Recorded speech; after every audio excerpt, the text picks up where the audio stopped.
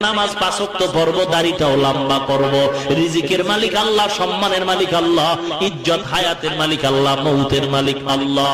অতএব আমার টেনশন নাই, আমি যদি আল্লাহর হয়ে যাই আল্লাহ আমার সব ব্যবস্থা করে দিবেন।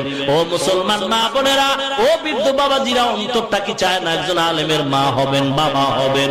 অন্তর যদি চায়, অনুরোধ করি আল্লাহর কাছে দোয়া করেন, একটা সন্তান আলেম বানান।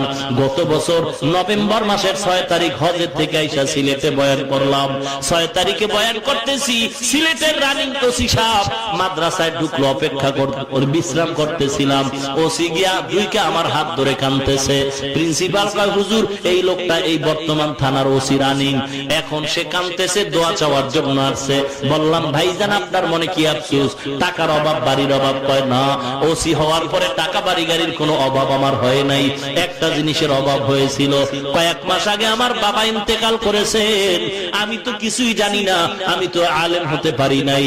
বাবার ইন্তেকালের পর আমার চোখের পানি জুড়ায় না, কারণ আমার বাবা আমাকে সারা খানা খাইতেন না, এত আদর করতেন আমার বাপ।